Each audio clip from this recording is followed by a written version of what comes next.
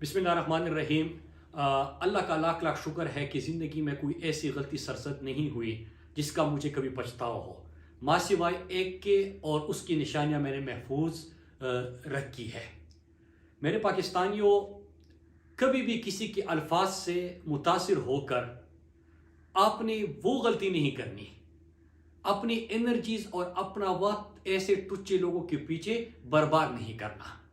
ये मेरा सबक है और इसी सबक को मद्देनजर रख के मैंने वो निशानियां संभाल के रखी हुई है। मेरे पाकिस्तानियों, मैं यूनिवर्सिटी में था तो अपने पॉकेट मनी से मैंने ये 4 किताबें खरीदी थी और आज की दिन तक अगर किताब लेने के बाद भी मुझे कभी पछतावा हुआ है तो वो ये है। किताबें मैं शौक से पढ़ता हूँ, दिल से पढ़ता हूँ, अपनी पॉकेट मनी भी उसके ऊपर लगाता था, लेकिन ये दुख है जो कि मेरे ऊपर बहुत भारी है और आज तक मैं इसको फील कर रहा हूँ कि टुच्चे लोगों की बातों में आकर मैंने भी उनको सुनने की थोड़ी सी गलती सरजद हुई थी, जिसके ऊपर मैं माजरत खा हूँ अपने आप से।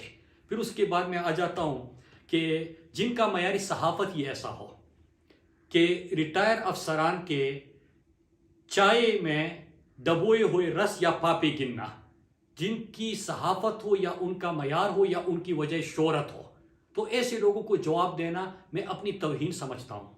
लेकिन आज जो मैं आपके सामने बैठा हुआ हूँ, मेरे पाकिस्तानियों, आपकी मोहब्बत की वजह से, अपने उन कारकुनान, सपोर्टर्स, वोटर्स की मोहब्बत की वजह से, और जो उनको ख्याल होता है, उनकी दुआएं मेरे साथ होती है, उनके लिए मैंने जो जितना जवाब देना था मैंने दे दिया। समझने वाले समझ गए, बाकी ऐसे टुच्चे लोगों के ऊपर, और इससे मुहज़्ज़ब लफ्ज़ मुझे नहीं आ रहा, मैं आपको ये बताऊं। मैं इसलिए आपको बताऊं कि मैंने कभी किसी को गाली नहीं दी। मैं बात करता हूं दलील से। हाँ, एग्रेसिव हो सकता हूं, मेरे अंदाज से किसी को इख्तिलाफ हो सकता है, लेकिन मैं गाली नहीं देता। लेकिन इससे मुहज़्ज़ब लफ्ज़ इस शख्स के लिए मुझे मेरे पास नहीं था, लिहाजा मैंने इतना जवाब देना था। आप समझ गए होंगे। अब मैं आता हूं मेन पॉइंट पे। देखिए मेरे पाकिस्तानियों, आपको याद होगा कि जब ये रिजीम चेंज ऑपरेशन हुआ तो मैंने आपको पहले से बता दिया, मैं कोई पेशन गोई नहीं कर रहा था, मैं कोई हालात आपके सामने प्रिडिक्ट नहीं कर रहा था। लेकिन जो कमिटमेंट्स हुई थी, जिस तरह रिजीम चेंज ऑपरेशन डिजाइन हुआ था, और फिर मैंने आपको कहा था कि पाकिस्तान में एक दफा फिर किसी की जंग लाई जा रही है, पाकिस्तानियों को ईंधन बनाया जाएगा। गिलगित बल्तिस्तान का मैंने नाम लिया था जो कि सीपेक का दरवाजा है। मैंने बलूचिस्तान और गवादर का नाम आपके सामने लिया था। मैंने जमशुद दाजला और खैबर पुख्तनख्वा की मिसाल दी थी, और आपने देखा भी कि पाकिस्तान में अमन व अमान की सूरत हाल किस तरह बिगड़ी। फिर पाकिस्तान की मईशत का हमने कहा था कि किस तरह पाकिस्तान अल्लाह ना करे दिवालिया होने की तरफ जाएगा, ये भी आपके सामने मैंने बात की थी। लेकिन आज मैं आपके सामने उसके ऊपर बात नहीं करूंगा। मैं कल इंशाअल्लाह आपके सामने एक दफा फिर वो सिलसिला शुरू करूंगा कि रिजीम चेंज ऑपरेशन में क्या कमिटमेंट्स हुई, उसके पाकिस्तान के ऊपर क्या असरात होंगे, हमारे अमन व अमान और हमारे लोगों को किस तरह ईंधन बनाने की तरफ हम बढ़ रहे हैं या ये बढ़ रहे हैं, वो तमाम चीजें और जो सीक्वेंस ऑफ इवेंट्स है अप्रैल के बाद, वो मैं कल आपके सामने रखूंगा। आज मैं आपसे बात करूंगा अरशद शरीफ शहीद के हवाले से। मेरे पाकिस्तानियों, यहां पे चंद चीजें आज मैं पहली दफा आपके सामने खुद लेके आया हूं। अरशद भाई की जब शहादत हुई तो उसके बाद हम सबका मुतालबा था, आपका भी मुतालबा था कि सुप्रीम कोर्ट एक जुडिशल कमीशन बनाए जहां पे हम सब जाएं और जो जो अभी हमारे साथ अरशद भाई ने शेयर किया था वो हम उनके गोश गुजार करें। उससे पहले हुकूमत पाकिस्तान फैक्ट फाइंडिंग कमेटी बनाती है, और फैक्ट फाइंडिंग कमेटी जब बनती है तो उसमें मुझे भी बुलाया जाता है। फैक्ट फाइंडिंग कमेटी के सामने मैंने 2 दफा तहरीरी बयान, स्टेटमेंट या उनसे फैक्ट फाइंडिंग की डायरेक्शन को ठीक करने के लिए, कातिलों को पहुंचने तक के पहुंच सके उधर, उसके लिए मैंने 10 से 15 सवाल उनको बताए थे, अगर आपको याद हो, जिसमें FIR, जाली FIR किसने दर्ज किए, किसके कहने पे दर्ज हुए, कंप्लेनेंट्स कौन थे, कौन धमकियां देने गया था अरशद भाई को के घर, किसने अरशद भाई को बुला के उनको लाइन चेंज करने का कहा था, किसने FIA, जब अरशद भाई दुबई जा रहे थे तो FIA के जो इमिग्रेशन काउंटर होता है वहां से अरशद भाई की तस्वीर लीक कर दी, दुबई किसको भेजा गया, अरशद को धमकियां दी गई, अरशद भाई को मजबूर किया गया दुबई से निकलने के लिए। ये तमाम सवाल मैंने पूछे थे और मैं आपको बताता चलूं मेरे पाकिस्तानियों कि जो फैक्ट फाइंडिंग कमेटी की रिपोर्ट आई है उसमें दो चीजें हैं, सिर्फ दो सवालों के जवाब उन्होंने ढूंढने की जब कोशिश की है तो आपके सामने क्या आया कि दुबई अरशद भाई का वीजा एक्सपायर नहीं हुआ था, जिस तरह अरशद भाई का जनाजा पड़ा हुआ है और इधर प्रेस कॉन्फ्रेंस की जाती है और पूरे पाकिस्तान में बयानी की जंग शुरू की जाती है कि अरशद भाई का वीजा एक्सपायर हो गया था, ये दो झूठ बोल रहे हैं कि अरशद को निकलवाया गया। वो चीज उनकी वो प्रेस कॉन्फ्रेंस गलत साबित हो जाती है और अरशद भाई को जबरदस्ती दुबई से निकलवाया गया था ताकतवर शख्सियात के कहने पे, जो कि वो उन्होंने उसका जिक्र नहीं किया लेकिन ये जरूर कहा कि अरशद भाई को निकलवाया गया था। ये फैक्ट फाइंडिंग कमेटी में चीज सामने आ गई। दूसरा कि किसने जाली एफआईआर किए थे, हम बार बार पूछ रहे थे। एक मेमन गोड तो थाने का एसएचओ एक एफआईआर का सिर्फ, जब उनको बुलाया गया तो उन्होंने कहा कि फला इदारे के ऑफिसर्स हमें बुलाया था, वो बैठे हुए थे, उन्होंने हमें कहा था एफआईआर दर्ज करने के लिए, तो वो चीज भी एक्सपोज हो गई।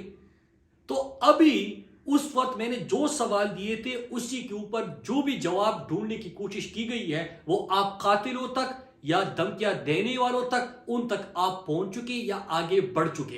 तो ये एक फैक्ट फाइंडिंग कमेटी की बात हुई। दूसरा जेआईटी, जब सुप्रीम कोर्ट के हुक्म पे जेआईटी बनी और जब जेआईटी बन रही थी, मैं आपको ये बताऊं कि मुझे सुप्रीम कोर्ट ने बुलाया नहीं था, मैं खुद से सुप्रीम कोर्ट गया क्योंकि मेरा भाई अरशद भाई, हम सब पाकिस्तानियों की आवाज, पाकिस्तानियों की दिलों की आवाज, नजरिया पाकिस्तान के ऊपर साबित कदमी से खड़ा होने वाला, पाकिस्तान का बयान या दुनिया तक पहुंचाने वाला, शहीदों का वारिस और हर गरीब, हर मजदूर, हर कानून को मानने वाले, आइन को मानने वाले, उनके लिए खड़ा होने वाला, उनके साथ देने वाला अरशद भाई की बात है। तो मैं सुप्रीम कोर्ट खुद गया। वहां पे जब जेआईटी बनाई गई तो जेआईटी ने मुझे बुलाया और मैं आपको यह बताता चलूं कि यहां पे बात होती है कि मुराद सईद को बुलाया तो मुराद सईद नहीं गया। झूठ, सफेद झूठ। और ये झूठ कौन फैला रहा है मैं आज आपके सामने वो भी बता रहता हूं। जेआईटी के सामने न मैं सिर्फ पेश हुआ बल्कि मैं 2 दफा जेआईटी के सामने पेश हुआ। एक दफा जब मैं गया वहां पे काशिफ अब्बासी साहब, आदिल राजा जो अरशद भाई के प्रोड्यूसर थे, उनको भी बुलाया गया था, उनसे भी मेरी वहां पे मुलाकात हुई। जेआईटी के सामने जब मैं दूसरी दफा पेश हुआ तो मैंने तहरीरी जो भी अरशद भाई ने मुझे खदशात या अरशद भाई ने अपने खतरात उसका जिक्र किया था, वो मैंने अपने तहरीरी बयान में वो दर्ज कर दिए हैं उसी तरह जिस तरह अरशद भाई ने मुझे बताया था, और हर सफ़े के ऊपर मेरा दस्तखत भी मौजूद है। लेकिन एडिशनली मैं आपको ये भी बता दूं कि न सिर्फ मैंने वो सब कुछ लिख के तहरीर करके दस्तखत करके दे दिया है जो अरशद भाई ने खतरात या खदशात का इजहार किया था, बल्कि मैंने साथ में कुछ सवाल उसी तरह पूछे जिस तरह मैंने फैक्ट फाइंडिंग कमेटी के सामने रखे थे कि अगर आप कातिलों तक पहुंचना चाहते तो आप बेसिक्स इन चीजों के ऊपर काम करें। सिर्फ 2 सवालों के ऊपर काम हुआ और आपके सामने कितने हकायक सामने आ गई। इसी तरह मैंने जेआईटी के सामने भी रखे हैं। अब सवाल यह होता है कि जब ये तमाम चीजें मैं कर रहा हूं तो मैं इसका जिक्र क्यों नहीं कर रहा। ये जो रोज कहते हैं कि मुराद सईद को बुलाया, मुराद सईद पता नहीं क्या, अब मैं आपको जवाब दूं, मैं मीडिया नहीं कर रहा। अरशद भाई मेरे लिए पॉलिटिक्स नहीं है, अरशद मेरे लिए बयानी की कोई जंग नहीं है। अरशद के साथ मेरा ताल्लुक, मेरी दोस्ती, मेरा रिश्ता बहुत बढ़कर है। वो मेरे घर का फर्द था, मेरे लिए उनसे बढ़कर था। मैं इतना बेहिस नहीं हूं कि जनाजा पड़ा हुआ है और यहां पे बेहिस तो प्रेस कॉन्फ्रेंस करे उसके ऊपर, वो बंदा उसके दोस्त बनने की कोशिश करे, टीवी पे आए, जिसके साथ अरशद भाई ने कभी बात नहीं की होगी। अरशद तो इज्जत सबको देता था जो भी उसके पास आता था, लेकिन अरशद बिलीव नहीं करता था। फिर इसके साथ मैं एक और चीज भी आपको बताऊं कि मैंने जो कुछ भी था वो वहां पे अपने बयान में दर्ज कर दिया जो अरशद भाई ने बता दिया था। और इसके बाद 2-3 चीजें मैं आखिर में कुछ सवाल छोड़ के जा रहा हूं, वो ये कि जो लोग ये बयानिया बना रहे हैं, हम सबको पता है, मुझे तो खास तौर पे पता है, जिनको खौफ है कि जो 2 सवाल मैंने फैक्ट फाइंडिंग कमेटी को 10-15 सवाल दिए थे, 2 के जवाब उन्होंने ढूंढ लिए, कौन उससे एक्सपोज हो गया। तो जो एक्सपोज हो गया ना, तो उसको खौफ है, तो जिसको खौफ है तो वो ये प्रोपेगेंडे कर रहा है। फिर दूसरी बात ये कि अभी मैंने जेआईटी के सामने तहरीरी बयान दिया है, उसमें मैंने वो कुछ लिखा है जो अरशद भाई ने बताया था, और अरशद भाई ने जिस तरह बताया मैंने उसी तरह दर्ज कर दिया। तो क्या आपको उसी का खौफ है कि उसके बाद जेआईटी में क्या होगा या सुप्रीम कोर्ट में क्या होगा? इन चीज़ों का खौफ है, इसलिए आप ये बयानिए की और इस तरह प्रोपेगेंडे करने की कोशिश शुरू कर देते हैं। और एक आखिर में मैं एक सवाल छोड़ के जा रहा हूं, अपने जो पाकिस्तान के हमारे इदारे हैं जिनका नाम लेके ऐसे टुच्चे लोग रोजाना उनके तर्जुमान बन के कहते हैं कि हमें इदारे ने बताया कि मुराद सईद जब वजीर था तो ये सस्ती सड़कों का जिक्र करता था कि हमने सड़कें सस्ती बनाई, माजी में महंगी बनती थी तो फला मुल्क नाराज होता था या फला बंदा नाराज होता था या इदारा इससे नाराज होता था, और इस तरह की लंबी कहानियां वो गाड़ लेते हैं। तो मैं सवाल आज पूछ रहा हूं कि क्या ये आपके तर्जुमान है? आपने इनको ये कहानियां बता के बुला के अपने तर्जुमानी का टास्क दिया हुआ है? और ऐसे एक बंदा नहीं है, जो लोग आपसे मिलते हैं, जो चाय में रस डबो डबो के वो आपके गिनते रहते हैं, तो वही लोग आके फिर ये बातें शुरू कर देते हैं। तो आप वजाहत करें कि क्या ये आपके कहने पे हो रहा है? अगर आपके कहने पे हो रहा है तो कल बैठ के मैं इसकी तफसीली जवाब आपको दे दूंगा। और या एक और काम करें, अगर आपकी जबानी है तो आप खुल के सामने आ जाए, आप बात कर ले, फिर मैं आपको जवाब देता हूं।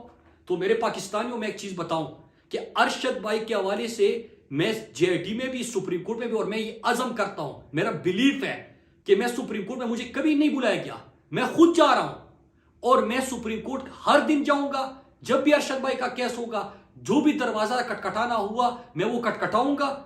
जिसको भी इन चीजों से खौफ है और ये इधर उधर की बातें कर रहे हैं और तवज्जो हटाने की कोशिश कर रहे हैं, उनको नाकामी होगी। मैं आखिर दम तक लेके जाऊंगा। जिसने अरशद भाई, मेरा ईमान है, मैं रोज कहता हूं कि जिसने अरशद भाई के ऊपर जमीन तंग कर दी थी, अल्लाह की जमीन तंग कर दी थी, अल्लाह की जमीन पे उसको जगह नहीं मिलेगी, वो इबरत का निशान बनेंगे। जिसने अरशद भाई के लिए खून हक किया हुआ है, उनको अल्लाह इबरत का निशान बनाएगा और इंशाअल्लाह इंसाफ होगा। अरशद इनके गले पड़ेगा।